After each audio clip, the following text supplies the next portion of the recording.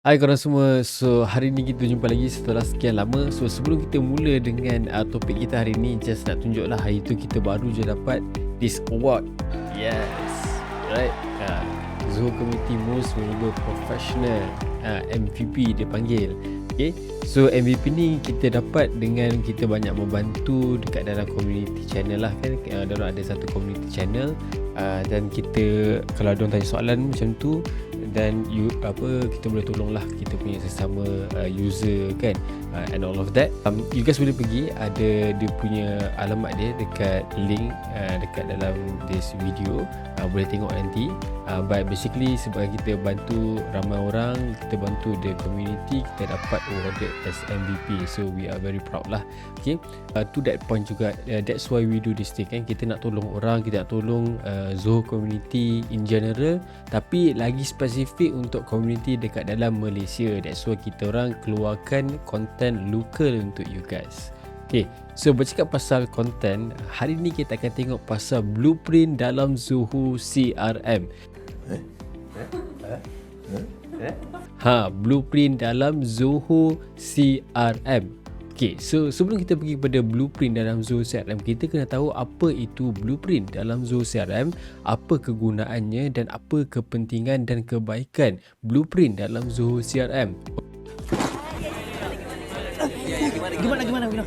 Okay, so blueprint adalah satu feature kan, satu benda yang you guys boleh buat dekat dalam Zoho CRM yang boleh kawal sesuatu proses. Tak kisahlah proses apa pun, blueprint ni boleh mengawal satu proses tu. Okay, sebagai contohnya kita ambil proses sales kita. So dalam proses sales kita maybe ada banyak benda yang kita buat. Okay, so sebagai contoh dalam apa yang kita tengok sekarang ni, okay, yang kotak-kotak putih tu, alright, so first adalah stage new. Memang kita punya deal tu new lagi.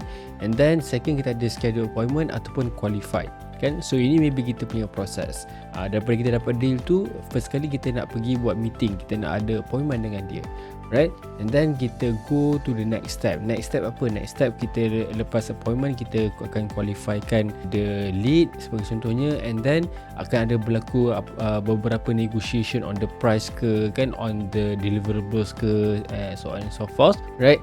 And then boleh ada discount approved, discount rejected berdasarkan the negotiation. Dan lepas negotiation berjaya sebagai contohnya, kita akan send contract kepada klien. So ini adalah proses yang kita ada. So traditionally kalau kita tak ada sistem, apa kita akan buat? Kita akan lukis benda ni dalam Excel ke, dalam PowerPoint ke, ataupun lukis tangan sendiri, dan kita akan tampalkan, kita akan bagi tahu semua orang, kita akan latih semua staff pasal kita punya SOP ni, pasal kita punya step dalam sales process. Right? So but the problem with that adalah bila kita buat macam tu, kita mudah hilang tempat rujukan, and then satu lagi akan mengambil masa yang sangat banyak untuk latih orang baru ataupun orang yang dah lama nak ingat balik proses yang betul, sebab kita bergantung kepada ingatan manusia, dan ingatan manusia ni selalu boleh terlupa kan. And then tak ada apa-apa yang kawal selain daripada kita punya ingatan terhadap SOP, terhadap proses tersebut. Kalau kita salah buat dan kita salah buat, tak ada orang prompt kita salah buat ke, tak ada orang bagi tahu kita ini ada ke, ini tak ada ke, you patutnya pergi first step dulu, second step. Bila dah berlaku, barulah supervisor cakap ini salah ni, ini tak boleh ni, buat balik. Okay, tu kan ada banyak kerja, right? Tak ada kawalan yang betul-betul strict, and then training pun akan jadi panjang. Bayangkan kalau orang lama pun ambil masa untuk dapatkan SOP tu dengan betul-betul, itu pun ada salah. Bayangkan kalau nak latih orang baru, berapa lama agaknya untuk dia dapatkan the SOP, the process to the letter kan. So kalau guna cara tradisional, itulah masalah-masalah, isu-isu yang kita mungkin hadapi. So it brings us to the point of apa bagusnya kita guna blueprint dalam Zoho CRM ni. So dalam Zoho CRM, apa yang bagusnya adalah opposite apa yang masalah yang kita ada tu. Okay, so bila kita buat blueprint dalam Zoho CRM, kita set in the system itself. Katalah semua proses kena guna dalam sistem, kena create record of our customer dalam sistem kan. Kemudian kita nak schedule appointment pun kita kena guna Zoho CRM juga, kita kena schedule guna Zoho CRM juga. So sebelum kita schedule appointment tu, kita tekan yang hijau schedule appointment ni sebagai contohnya.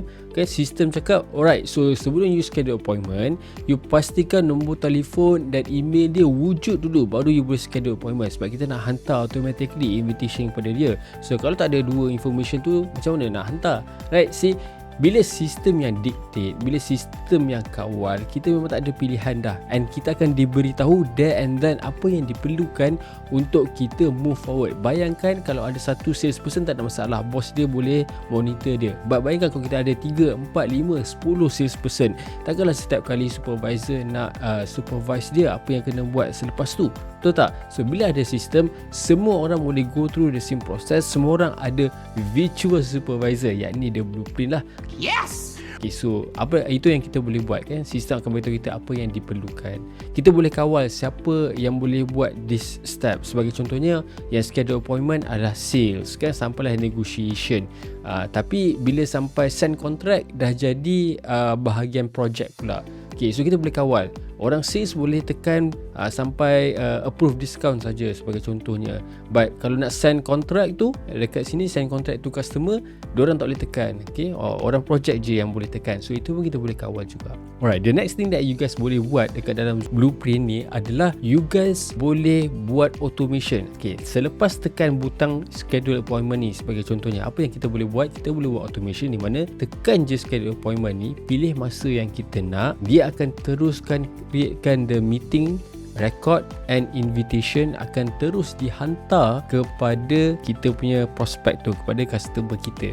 So traditionally kita kena tulis email lah, apalah kan, it's manual. Okay, so itu just salah satu contoh sahaja. Kita boleh create record baru, boleh hantar email, boleh buat tagging, boleh update field, banyak sangat yang kita boleh buat.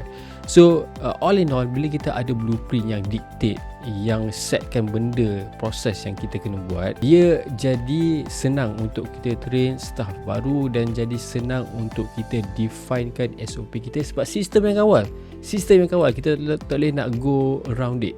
Right, so blueprint ni sangat bagus kalau kita nak SOP, kalau kita nak proses-proses dalam company kita diikut to the letter, diikut secara spesifik. Alright, so kali ni just nak tunjuk kat you guys macam mana nak buat blueprint secara briefly. Right, so blueprint ni hanya wujud dekat edition professional dan ke atas sahaja. Alright, so blueprint ni dia wujud untuk professional edition dan ke atas saja. So kalau you guys guna standard ataupun the free edition, tak adalah blueprint ni. So ingat professional dan ke atas sahaja. Right, so jom pergi kepada macam mana nak buat kalau you guys ada professional edition dan ke atas. Okay, tekan settings ke atas ni, the gear icon. So kalau guna CRM Plus, maybe dia macam tool icon lah. Okay, alright, so tekan this settings punya icon. Kita akan pergi pada settings. Right, so bawah process management, kita ada blueprint. Okay, so tekan blueprint ni. Okay, and then kita akan masuk a list of blueprints yang ada kalau kita adalah. Right, okay, so katalah kita nak create blueprint baru, kita tekan je create blueprint dekat sini. Kemudian kita namakan blueprint ni. Okay, so sebagai contohnya deal process 1. Modul kita kena pilih. Okay, modul ni dia spesifik so dia tak boleh gunakan untuk modul lain. So dia sangat spesifik, kita pilih modul deals. Okay, dan kalau ada layout lain kita boleh pilih, tapi sekarang ni ada satu je. And then choose field ni maksudnya, okay, kita nampak tadi dekat contoh ni kan, ni new, schedule appointment, qualified, negotiation done. So ini kita panggil state, keadaan of the record sebagai contohnya kan. So sekarang keadaan dia adalah new, sekarang keadaan dia adalah schedule appointment, sekarang keadaan dia adalah qualified. Okay, so kita panggil benda ni state, S-T-A-T-E, states. Okay, alright. So bila dia cakap choose field ni, maksudnya apa field dekat dalam record tu yang kita nak jadikan these states. Okay, alright, so kita pilih, dia akan keluar field yang drop down sahaja. Kita pilih satu option at a time. And then kat sini dia kata define criteria for which records are associated with this blueprint. Okay, so ini adalah kawalan yang pertama, di mana kita boleh define record yang macam mana yang akan blueprint this apply to kan. So tak semestinya semua record akan apply this blueprint. So you guys ada kawalan kat situ. Maybe kalau deal ni type dia A, dia tak perlu go through the blueprint kan. Kalau dia type dia B, baru dia go through the blueprint. So kita boleh kawal dekat sini. So kat sini ada list of fields sebagai contohnya kan. Alright, so kita katalah probability dia lebih pada 20% saja you guys nak initiate the blueprint pun boleh, tak ada masalah. Alright, so boleh pilih lah macam ni. Alright, but for this example tak apa, kita biarkan saja kosong. Maksudnya semua record regardless of apa yang kita buat dalam tu akan termasuk dekat dalam blueprint ni.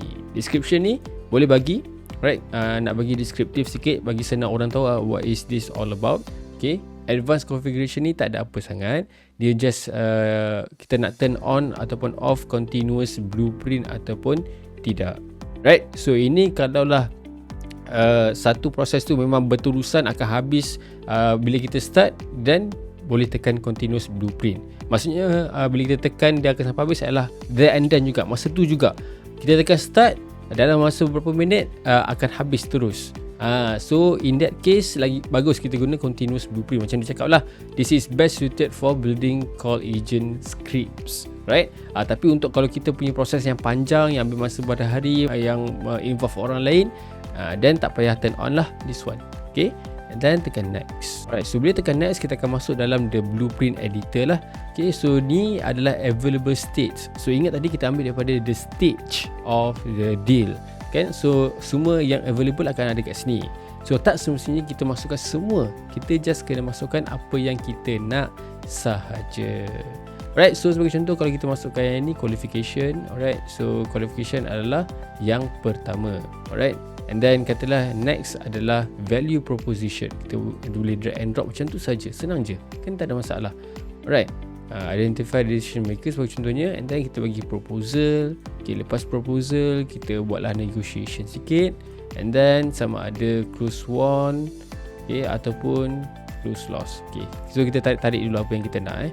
Okay, so lepas kita tarik, so yang ni by the way kalau you guys buat kat sini nampak ada this grab punya icon kan. So you guys boleh drag macam ni, nak nampak kan. So dia punya editor adalah visual editor, so sangat senang. Okay, and then apa you guys boleh buat, you guys ni bila hover through one of the states kan, boleh just drag and drop macam tu saja. Dia nak pergi ke mana lepas ni, dia nak pergi ke mana lepas ni, so and so forth. So ini sebagai contoh, it's a very simple process. Sebagai contoh, buat macam tu saja, right? And then negotiation close won ataupun close loss, dua-dua boleh, tak ada masalah. Okay, dan nampak butang tambah ni, butang tambah ni adalah the transition lah. Okay, the transition ni adalah apa yang user kena tekan during the process. Okay, so qualification sebagai contohnya, transition ni kita nak panggil qualify. Okay, alright, so kita tekan save. Right, terus kita ada qualify. Okay, so qualify ni macam saya cakap tadi, dia akan appear as a button. So kita akan tengok contoh lepas ni. Alright, so before, apa maksud before? Before adalah macam saya cakap tadi, kawalan untuk kita pilih siapa yang boleh tekan butang ni. So kalau kita tekan dekat sini, dia akan tunjuk kita list of user. Sebagai contohnya apa yang boleh guna. Okay, alright, siapa yang boleh guna berdasarkan rule, berdasarkan groups kan, berdasarkan email, tak ada masalah. Okay, dan bawah ni pula adalah kriteria untuk menentukan sama ada butang ni boleh nampak ataupun tidak. So sebagai contohnya, kita nak sesuatu benda tu dikomplitkan dahulu, ada dahulu, barulah butang ni akan nampak. So kita boleh buat macam tu, tak ada masalah. Okay, right, so katalah contoh kita nak buat amount is more than 0. So kita boleh buat macam tu. And then kita boleh buat multiple, tak ada masalah. And ataupun or, boleh, tak ada masalah. Okay, tambah banyak lagi, boleh, tak ada masalah. Okay, alright, so itu kriteria untuk nampak button tu sendiri. Atas ni pula, owner sini pula, siapa yang boleh buat, boleh tekan button tu. Alright, okay. Kemudian during pula, during adalah semasa kita nak tekan qualify button tu, kita nak suruh masukkan data-data yang kita rasa penting berdasarkan kita punya proses lah, right? So kita boleh buat make notes as mandatory, tak ada masalah kan, attachment ke, text ke, ataupun kita nak tambahkan daripada certain fields. Alright, so kalau nak qualify sebagai contohnya, kita nak suruh dia pilih type dulu sebagai contoh. Okay, so type ni kalau kita tak buat apa-apa validation, dia just cakap masukkan sesuatu lah. Tapi kalau kita nak buat validation, then kita kena tambah lah something. Right, okay. Validation ni maksudnya kita nak value tu menepati kita punya kriteria. yang kita dah setkan. So contohnya value boleh je dia masukkan kosong, tapi kita tak nak dia masukkan nombor kosong, kita nak dia masukkan nombor yang lebih daripada kosong. Boleh, tak ada masalah. So sebagai contohnya macam ni, type kan kita buat type kan, sebab ni type isn't boleh pilih daripada value yang ada. Itu contohlah Okay, right, so kita boleh buat berapa banyak, tak ada masalah. Okay, so itu during nak mewajibkan data apa yang kita nak dia masukkan. Okay, so ada benda lain juga yang technical macam widgets. So ini technical. Kita boleh masukkan message, tak ada masalah. Right, so contohnya message please add some notes. Okay, and then kita boleh tekan arrow atas ni untuk rearrange dia. So ini akan keluar dulu, yang ini akan keluar kemudian. Okay, so please add some notes. Nampak ni ada hashtag inserted merge field ni adalah kalau kita nak dapatkan data daripada the record itself. So please add some notes, katalah kita nak ambil deal owner. So kita nak panggil nama dia, boleh, tak ada masalah. Okay, alright. Okay, itu contoh during dan after. So after ni apa yang saya cakap tadi adalah automation. Tekan jabatan ni kita nak bagi email notification, boleh. Tekan jabatan ni nak tambah task baru, nak update field dekat certain records kan, nak buat custom action pun boleh, tak ada masalah. Right, so on and so forth. Kita boleh delete yang ni. Okay, delete senang je, kita buat je klik kanan, right, dan kita delete macam tu saja.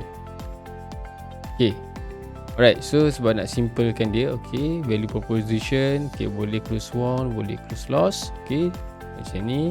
Alright, deal one. Okay, tekan save, and ni adalah deal last. Okay, alright, so tadi you guys nampak kat macam ni kan, deal one ni. Alright, so kat sini kita ada nampak this common transition. So apa maksud common transition kan? So common transition maksudnya memanglah daripada kita tengok ni, value proposition ni dia je yang ada this deal one button untuk pergi pada close one. Macam mana kalau kita nak orang lain pun boleh tekan button ni juga? Maksudnya bila kita dekat state lain pun boleh tekan button ni juga kan? So daripada kita tarik direct macam ni, which is not good, sebab dia nama transition ni tak boleh sama So kita tak boleh namakan button tu, nama transition tu deal one juga. So apa kita buat, kita pergi ke transition ni dan kita tekan common transition, dan kita tekan ni include all states ni, kita pilih state siapa yang kita nak sahaja. So katalah ada beri qualification. Alright, so dia bila tekan ni, right, so sekarang dia dah jadi common transition, which is lebih daripada satu state boleh tekan this particular transition lah. So masa kita qualification boleh tekan deal one, masa kita tekan value proposition pun kita boleh tekan deal one juga. So that is common transition. Okay, alright. So kalau deal one ni sebagai contohnya kita nak buat during, kita nak add message. Alright, kita nak buat please add the amount agreed. Okay, macam ni Alright, kita naikkan dia, just nak rearrange and add field, kita nak amount. Okay, kita macam ni. Alright, amount kena lebih daripada kosong. Okay, amount entered cannot be less than 0. Okay, kita buat okay, alright, alright, and then kita boleh save as draft, tak masalah. Kalau kita rasa tak complete lagi, kita boleh save as draft dulu, tak ada masalah. Dia akan ada macam ni kan, deal process 1. Okay, still in draft. Okay, so apa yang bagus pasal this particular blueprint editor adalah kita boleh export as image, tak ada masalah. So katalah kita perlukan print ke, kita perlu buat presentation ke kan, so kita boleh just download this as image, masukkan dalam presentation kita, masukkan dalam file kita, print, tak ada masalah. Okay, alright, kita boleh tekan je publish. Alright, kita tekan publish, dia dah publish lah, nampak ni status dia on. Okay, kalau kita pergi pada deals contohnya, okay, kita try to create satu deal, kita tengok dia masuk ke tak.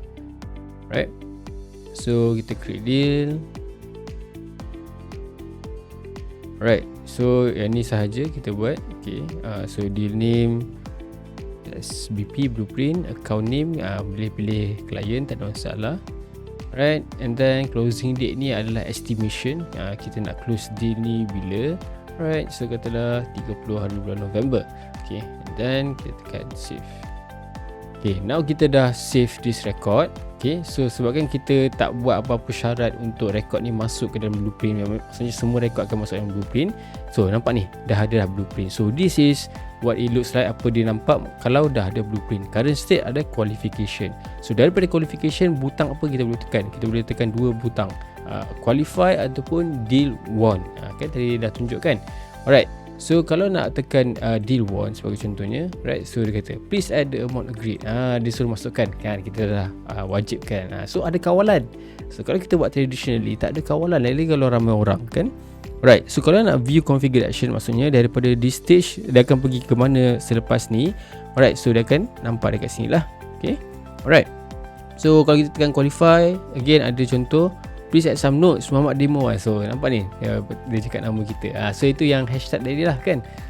Alright, so notes, testing. Okay, and then can save. Alright, so now kita kat the next state. Okay, again kita tengok daripada sini kita boleh pergi mana. Kita boleh deal won, kita boleh deal loss. Okay, alright, so again kalau kita tekan deal won, dia akan pergi balik amount, dia suruh masukkan amount, tekan save. So kita boleh lah masukkan apa-apa yang kita nak, sebagai contohnya. Okay, so itu contoh blueprint yang kita boleh buat. So bila dah habis blueprint, dia akan exit the blueprint lah.